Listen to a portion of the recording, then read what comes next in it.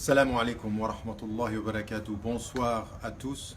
Je vous parle ici depuis Abidjan où je viens de passer un certain nombre de jours dans la participation du CIFRAM qui a été organisé avec des délégations de tous les pays de la sous-région.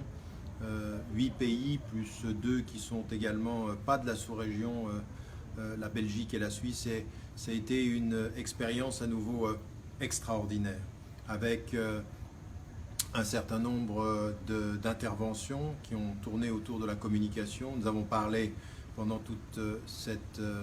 pendant toutes ces journées de la situation, bien entendu, sur tout ce qui concernait la violence extrémiste, quel type de discours on a, quel type de positionnement il faut prendre. Nous avons eu des ateliers également, vraiment une visite extrêmement riche. Il m'a été aussi donné de pouvoir rencontrer entre des ministres comme le ministre des Affaires étrangères, des imams, des responsables religieux, et puis aussi d'aller rencontrer des personnes au destin plus difficile, comme ce fut le cas à la prison de Makka, qui était au programme hier, et dans la réflexion, dans le partage avec des personnes qui ont une vie difficile, un parcours difficile, des blessures, des espoirs, et qui nous ramènent nous aussi au sens de nos responsabilités quand nous sommes en liberté. Donc depuis Abidjan, des rencontres extrêmement intéressantes. Et ce qu'il faut ajouter, le départ est demain, c'est que nous avons décidé d'ajouter une dernière conférence publique ouverte à tous, ouverte aux citoyens ivoiriens de confession musulmane, de confession chrétienne, avec ou sans confession d'ailleurs, autour d'une question simple, celle de comment vivre sa foi aujourd'hui. Et ça, c'est important pour nous tous, pour ceux qui portent une foi, quelle qu'elle soit, et pour ceux qui n'en ont pas et qui peuvent aussi, par cette démarche, essayer de comprendre ce qui anime ceux qui ont une foi et qui peut les animer eux aussi de la même façon. Comment vivre avec un certain nombre de principes, comment faire face aux défis contemporains, comment gérer ce quotidien, comment gérer que ce soit la famille, que ce soit la société, que ce soit l'éducation, que ce soit aussi la démarche sociale et politique, que ce soit encore de façon plus large la démarche internationale à partir de ce qui anime notre cœur, savoir éclairer nos intelligences. Et ceci, ce sera une rencontre. L'organisation s'est faite extrêmement vite sur la place Inch'Allah à Koumassi. Tous, toutes et tous, vous êtes invités à y venir. Il y a déjà une installation qui accueillera pas moins de 5000 personnes et ce sera demain, lundi, jour de congé ici en Côte d'Ivoire, à 10h du matin.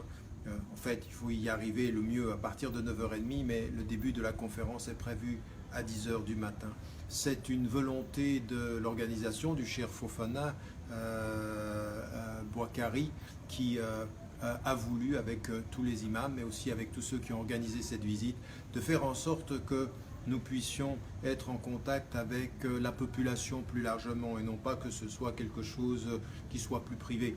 Les médias ivoiriens n'ont pas toujours couvert, ça a été couvert par les médias surtout de l'intérieur de la communauté musulmane, mais ce discours il est pour tout le monde, il faut qu'il soit pour tout le monde.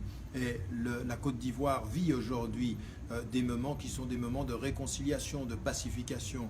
Après des années de difficultés, nous voyons aujourd'hui le pays sortir du tunnel, avoir des perspectives de vie dans le pluralisme, avoir des perspectives également de vie sociale et politique. Il y a beaucoup de choses à faire. La centralité de la Côte d'Ivoire est fondamentalement importante à plusieurs niveaux, et on l'a vu même avec le CIFRAM, combien aujourd'hui des pays alentours, le Niger était là, le Bénin était là, le Togo était là, la Guinée-Bissau était là, le Sénégal était là, il y avait tous ces pays de la région, le Bénin, le Niger, je pense que je les ai tous cités.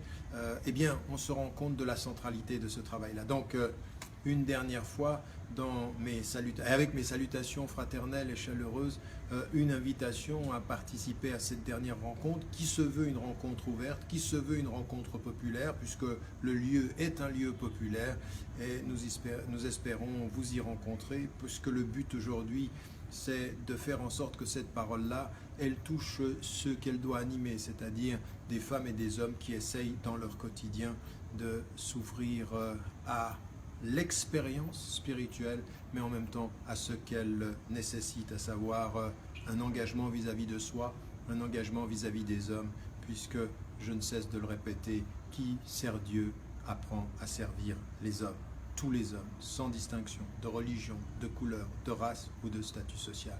Ça, c'est le message et ça, c'est cette invitation. J'aimerais, juste en terminant, remercier chaleureusement et du plus profond de mon cœur tous ceux qui ont organisé cette visite. Et ça n'a pas été facile.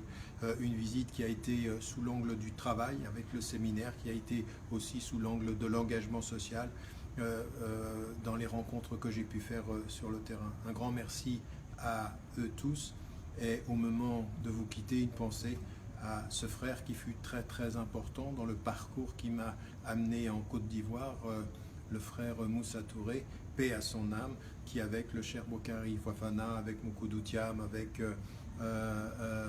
Mustapha Somaoro et tellement d'autres, eh bien, ont été dans l'engagement permanent, fidèle depuis 20 ans. Et la route continue. Et la route continue, s'il plaît à Dieu, Inch'Allah. Bonne soirée et au plaisir de vous voir bientôt ou demain. Ça se met en direct. Est-ce que ça se met en direct?